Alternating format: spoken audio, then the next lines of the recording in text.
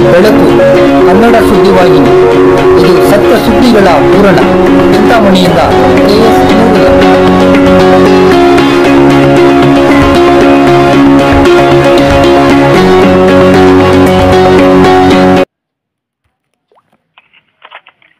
ಚಿಂತಾಮಣಿ ನಗರದಲ್ಲಿ ಪ್ರಧಾನಿ ಶ್ರೀ ನರೇಂದ್ರ ಮೋದಿರವರ ಹುಟ್ಟುಹಬ್ಬದ ಅಂಗವಾಗಿ ಸ್ವಯಂ ಪ್ರೇರಿತ ರಕ್ತದಾನ ಶಿಬಿರ. ಪಕ್ಷ ಭೇದ ಮರೆತು ಶಿಬಿರದಲ್ಲಿ ಪಾಲ್ಗೊಂಡ ರಕ್ತದಾನಿಗಳು 97 ಯೂನಿಟ್ ರಕ್ತ ಶೇಖರಣೆ. ಶ್ರೀ ನರೇಂದ್ರ ಮೋದಿ ಅಭಿಮಾನಿಗಳ ಬಳಗ ಹಾಗೂ ಲಯನ್ಸ್ ಕ್ಲಬ್ ಆಫ್ ಚಿಂತಾಮಣಿ ರವರ ಸಹಯೋಗದೊಂದಿಗೆ ಸನ್ಮಾನ್ಯ ಶ್ರೀ ನರೇಂದ್ರ ಮೋದಿಯರವರ ಜನ್ಮದಿನದ ಅಂಗವಾಗಿ ಚಿಂತಾಮಣಿ ನಗರದ ಖಾಸಗಿ ಬಸ್ ನಿಲ್ದಾಣದ ಬಳಿ ಇರುವ ಶ್ರೀ ವಿದ್ಯಾ ಗಣಪತಿ ರಂಗಮಂದಿರದಲ್ಲಿ ಸ್ವಯಂ ಪ್ರೇರಿತ ರಕ್ತದಾನ ಶಿಬಿರವನ್ನು ಆಯೋಜಿಸಲಾಗಿತ್ತು. ಜನರು ಪಕ್ಷ ಭೇದವನ್ನು ಮರೆತು ಹೆಚ್ಚಿನ ಸಂಖ್ಯೆಯಲ್ಲಿ ಶಿಬಿರದಲ್ಲಿ ಪಾಲ್ಗೊಂಡು ರಕ್ತದಾನ ಮಾಡಿದರು. 97 ಯೂನಿಟ್ ರಕ್ತ ಶೇಖರಣೆಯಾಯಿತು.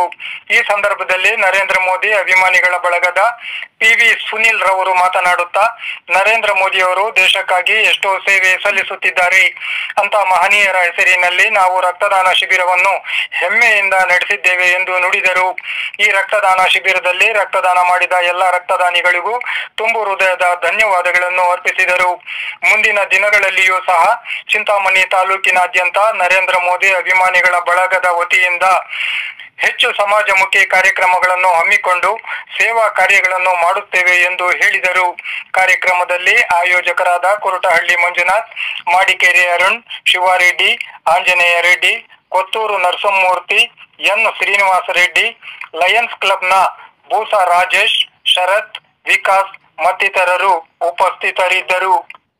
ಎಲ್ಲ ಅಭಿಮಾನಿಗಳೇ, ಈ ದಿನ ಚಿಂತಾಮಣಿಯಲ್ಲಿ ನರೇಂದ್ರ ಮೋದಿ ಅಭಿಮಾನಿಗಳ ಬಳಗ ಹಾಗೂ ಲಯನ್ಸ್ ಕ್ಲಬ್ ಆಫ್ ಚಿಂತಾಮಣಿ ಈ ಎರಡೂ ಸಂಘಗಳ ಸಂಯುಕ್ತ ಆಶ್ರಮದಲ್ಲಿ ಉಚಿತ ರಕ್ತದಾನ ಶಿಬಿರವನ್ನು ಏರ್ಪಡಿಸಿ ಬಹಳ ಯಶಸ್ವಿಯಾಗಿ ನಡೆದಿದೆ.